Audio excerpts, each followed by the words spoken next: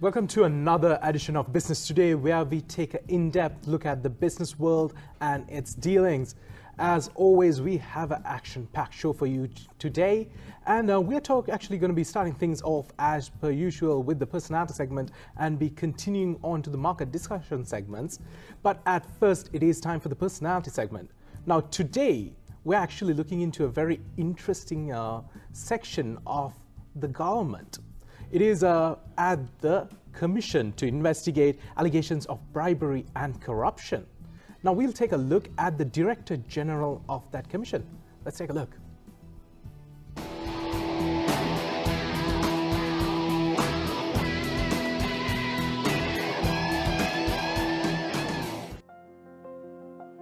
President's Counsel Sarath Jayamanne is the Director General of the Commission to investigate allegations of bribery or corruption.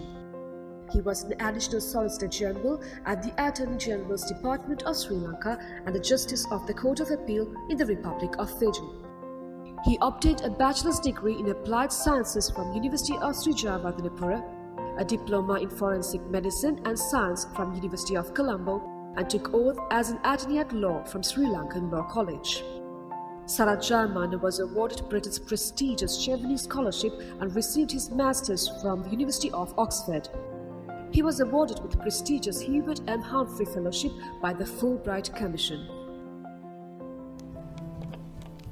So we are talking with Mr. Sarath Jayamanne, the Director General of CIABOC. Now that's the name that you call it. Also, it's called the Bribery and Corruption Commission. So first off, can you talk about the history and the role of the commission itself? Yes. If you look at our criminal justice system, we follow the British model. When they left Sri Lanka in 1948, the main criminal law was the penal code. Of course, the penal code had certain sections with regard to bribery. But in 1954, what happened? Then the legislator thought they must bring a special law for bribery. So then the Bribery Act was introduced in the year 1954. From 1954 up until 1994, there was a Bribery Commissioner's Department. And the head of the Bribery Commissioner's Department was Bribery Commissioner. And they used to do only the investigations. Once the investigations were done, they would refer the matter to the Attorney General's Department for the consideration of the cases or indictment, or thereafter to conduct the prosecution. In 1994, there was a change of the government. And during the election campaign, they gave a promise, once they come to power, they would come out with a new strategy. So as promised, within 2 months after the new government came into power, they converted the Bribery Commissioner's Department into a commission. And in addition to that, there were certain policy changes.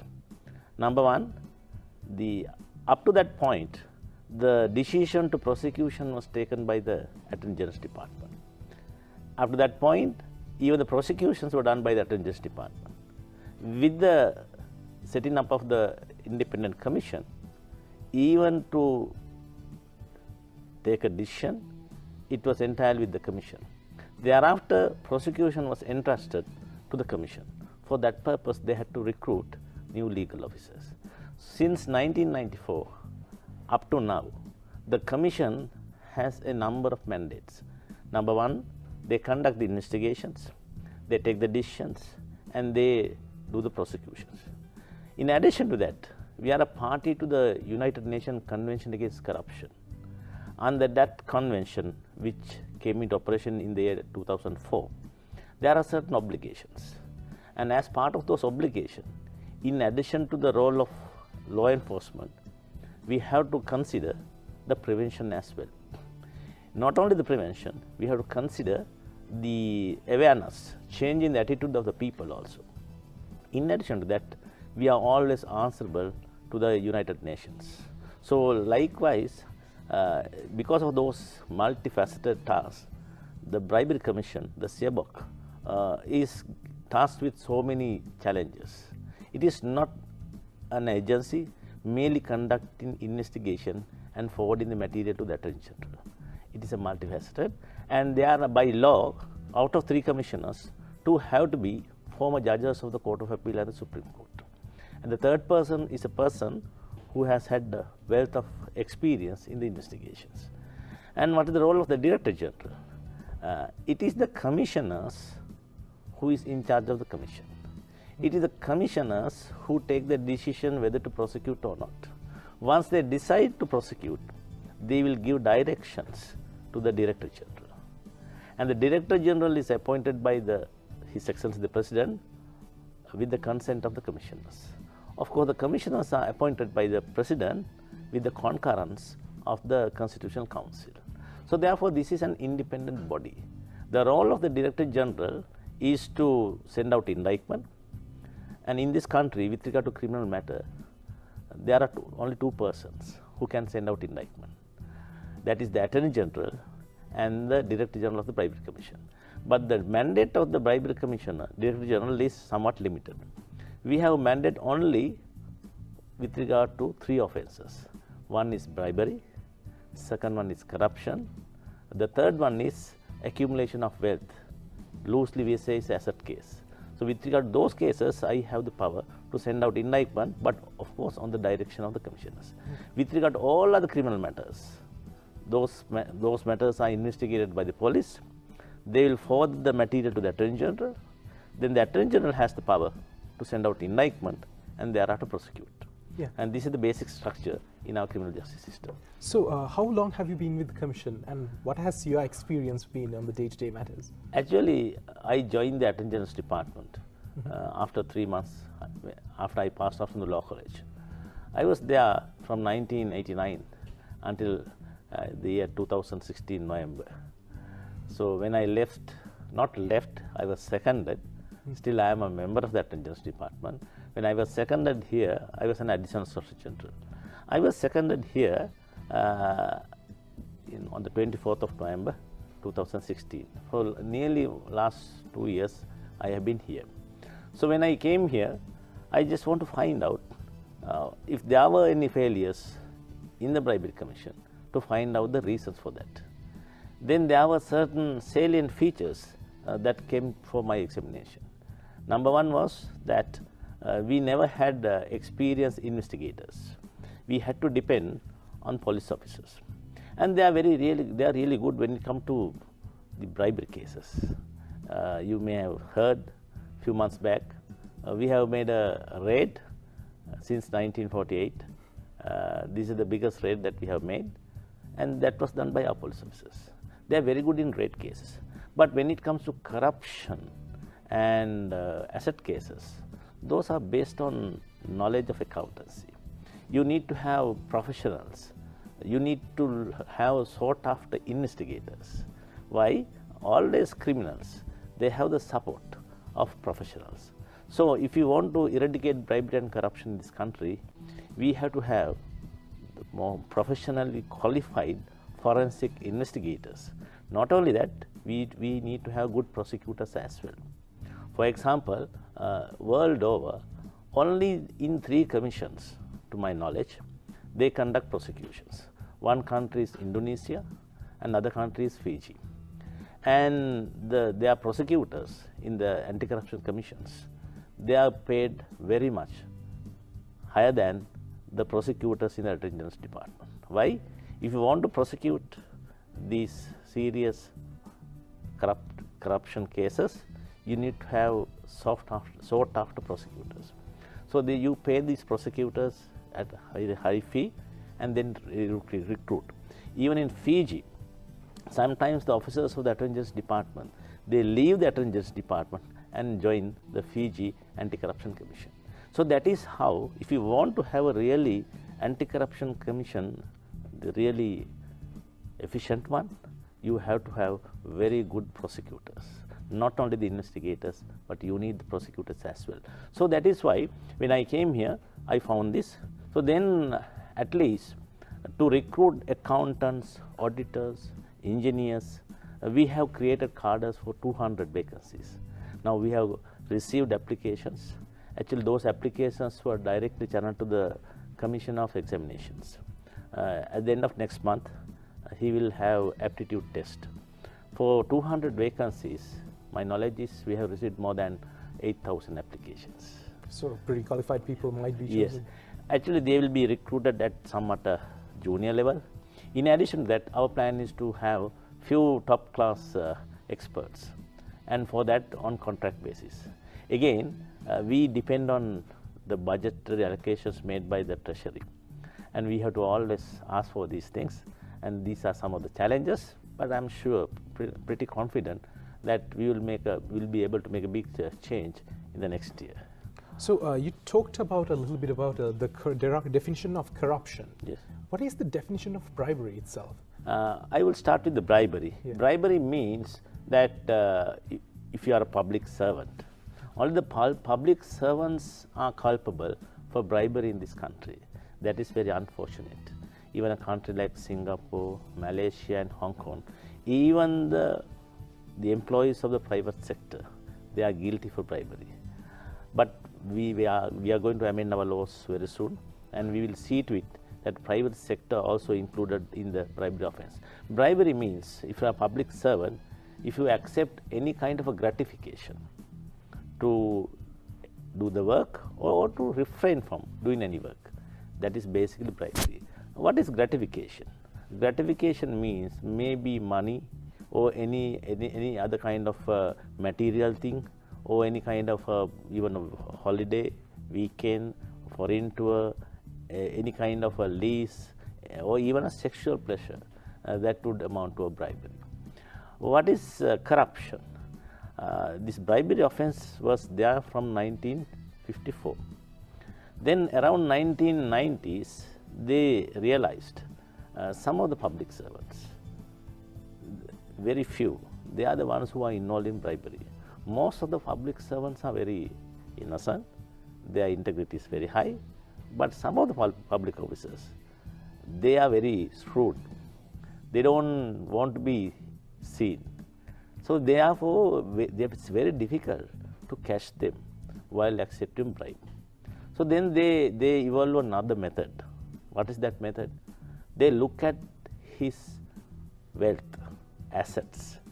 So then that is called asset case. Conducting asset case is a huge challenge. Why? It takes time. You know his non-income, and you know his expenditure, and if there's a difference, law presumes that you have acquired this difference through bribery. In order to succeed an asset case, minimum it would take 2 years for investigations. Why? There are several steps that you need to follow. That is called asset. In 1994, they found you can't catch them for bribery, and you don't see their assets as well, but you can see, being a public servant, he was involved in certain decisions to the detrimental to the government, and he knew definitely there will be a great loss to the government, or some third party may have got undue advantage, undue benefit. And if you are involved in that decision making process, knowingly to cause such damage to the government or advantage to a third party or to himself, that is called corruption. These corruption cases, unfortunately, are reported with the change of the government. During the pendency of the government, there are hardly any complaints. After the change of the government, what will happen? When you receive complaints, you have to go and look for the evidence. This evidence is there in documents, and sometimes it's very difficult to trace the documents. Sometimes the witnesses, they won't cooperate. They won't come forward and give evidence against their former masters, whatever the government is. So these are some of the challenges. In addition to that, in other countries, that they do everything electronically. So once you do your transaction electronically, it is very difficult to erase. So when you depend on hard copy the documents, that is where the challenge is. Merely catching a suspect won't do. We have to have admissible material. Why? According to our law, every person is presumed to be innocent. We can't just arrest people. If we arbitrarily arrest a person, even our decisions can be challenged by way of a fundamental rights jurisdiction or by way of a writ jurisdiction by the Supreme Court. So whatever we have to do, we have to comply with the provisions of law. And once we have material, and if we arrest, that does not mean that he will be convicted. Why? We have to prove the case in a court of law beyond reasonable doubt through these witnesses. If these witnesses don't give evidence perfectly, what will happen? Again, the case will collapse. So that's the procedure you follow after allegation is received? That's the procedure. Here in the commission, it is the commissioners who will take the decision whether to investigate or not. First, they will do a preliminary investigation. After the preliminary investigation, if they find some material, then they give directions to conduct full investigation. After the conduct of the full investigation, there are different layers. The investigation unit will send the material to the Director General. He will call for a report from the legal division. Then along with that report, you will refer to the commissioners. Then they take the decision. Likewise, there are different layers to see that these things are happening in a transparent manner. All right. So talking about the allegations itself, what is the procedure that someone should follow, a government employee should follow in a case to report the allegation of corruption or bribery? Actually, if you look at our website, yeah. we launched our website 17th of December last year. It is only still only 10 months old. What is the website? CIABOC.gov.lk. Okay. And there was a competition few months back, and among government sites, we have one of the best 5 websites. So if you go to our websites, there are different methods it's given. So basically, our hotline is 1954. We are 24 hours awake. If someone asks for a bribe, and if we are going to give the bribe, right? So then we will come and join with you. So if someone asks bribe, don't give the bribe. If you have given a part of the bribe, don't give the balance, complain to us. Then we will arrange a raid. Because in a court of law, judges would always look not only the evidence of the complainant, they want to know whether the evidence of the complainant is corroborated by an outsider also. So therefore, once the complainant makes a complaint to us, our officers will make discreet inquiries and arrange a raid. So therefore, we have 2 witnesses at least. The complainant is there and our officer is there, and therefore it is much easier to prove such a case. So talking about cases of bribery, now bribery is somewhat ingrained in our social culture. So what are the steps that you guys are taking to, distance ourselves from that? Actually, it is a huge challenge. We have visited and we have developed collaborations with countries whose situation was much worse than Sri Lanka. They were also under the British rule. For example, countries like Malaysia, Hong Kong, and Singapore. Even the Prime Minister of Singapore, Mr. Lee Kuan Yew, he visited first in the year 1950. Thereafter, several times he had come. He had a dream. He wanted to see one day Singapore, how Singapore can become Sri Lanka, Colombo. Because Colombo was a role model then. You see, since then what has happened? It is very unfortunate to understand what has gone through. Now, main thing is when it comes to the causes, we have to find out the causes for the bribery. For example, I think we have to make a attitudinal change. If you go to the European countries, they don't have bribery commissions. They don't have anti-corruption commissions. And when you ask that question from those members in those countries, they say, we don't want any commissions. Why?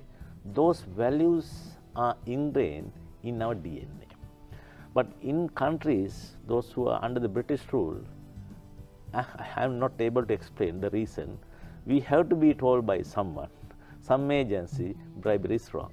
So that is why we have to change this attitude from their younger days, from their school days. So that is why we are going to have a big campaign next year to change the attitude of the people from the younger days. I think the medium like art, the aesthetic medium should be used to change the thinking pattern of the people. And the children should be told from their younger days that you have to realize the values of this anti-corruption. So that is the best way, because when you grow in the public service, and it is very difficult to change your attitude. On the other hand, you go to a public office, you look for a contact person. Why you look for a contact person? You feel you can't get any work done without having the support of a contact person. If you are unable to find a contact person, what will happen naturally? You will look for a person to pay a bribe and get the work done. Even giving a bribe is an offense. Even taking a bribe is also offense. So therefore, we have to find out the causes for the bribe. There are government agencies, we say high risk government agencies. Why? They are vulnerable for bribery and corruption. When a public servant is given a wide amount of discretion, that is, if it is not properly monitored, what will happen? If there are loose circulars, if the circulars are not clear, if those are chaotic, and that is the ground you breed the corruption. So that is why it is up to the head of the government department to find out the causes and plug those loopholes. In fact, we have prepared a particular paper, probably within next few days. It will go before the cabinet, and we have suggested His Excellency would take this paper before the cabinet, I suppose. We have suggested that each and every government department must do some research and find out the causes for the bribery and corruption in his or her department, and find out those causes and come out with a solution. And especially in other countries, when you go to the reception area, you can see a citizen charter that will give the services that is provided, the documents general public will have to bring, and the official fees that are being charged, and within how many days the services would be given. And if your service is not done, the person to whom you can complain. Likewise, all the procedures are laid down. In addition to that, there is an integrity officer, each government department. His role is to see how the system is working. If the system is not working, with the help of the head of the department and with the help of the prevention unit in the particular department, they will try to rectify. In addition to that, the Bribery Commission also would have a prevention unit. This prevention unit will closely work with the integrity officers in each and every government department. They will always advise the integrity officer how to rectify the existing system. The prevention unit in the anti-corruption system, they don't work as investigators, but they are helping government and private sector to improve the system. I think we have to improve the system. Now, talking about you coming into the Bribery Commission itself, was this one of the biggest holes that you noticed in government sectors, and were there any other faults that you noticed that have to be rectified in the future? I think actually last year, the Cabinet of Ministers realized that in order to respond to the bribery and corruption in this country, we need to have a strategy plan, anti-corruption plan for the next 5 years. And that is one of the requirements under the UNCAC also. That is the requirement under the GSP Plus, the facility also. So therefore, we have to have a plan. So therefore, government cabinet ministers gave us the mandate to prepare a national action plan. In order to prepare the national action plan, we went across the country. We had more than 30 consultations. And even tomorrow, we are going to have a consultation. There will be about 75 public servants are coming to Colombo. So we are getting their ideas with regard to various issues. And for each and every consultation, there were more than 100 public servants, 25 from the civil society and private sector. And they were divided into 10 groups. Each group was given on a particular topic, maybe procurement, maybe paying taxes, maybe education, maybe private sector. Likewise, there were those topics were divided. And they deliberated for nearly 1.5 hours. Once after that period, the leader of that group come before the main plenary and make his ideas known. And we have collected that material. And once we finalize tomorrow our action plan, we are going to launch on the 9th of December. That is the Anti-Corruption Day. So we are going to launch. So and members of the public sector, private sector, they would know exact our next journey, our strategy in eradicating bribery and corruption in this country. All right, that was very insightful, Mr. Sarath, Jayamanne. That was a very informative segment as well. Thank you for joining us. Thank you so much for giving me the very valuable opportunity so that people in this country would know what we are doing in the CIABOC. Thank you so much for giving this valuable opportunity, and go for our website and see, you will see the type of work that we are doing at the moment. That is ciaboc.gov.lk. Yeah. It was a pleasure to have you here. Please join us again if you have something more to add on. And with that, we are winding up the personality segment of our show. We will be moving on to the market discussion segment, and Nisanga will be here to take you through that. For now, let's take a break.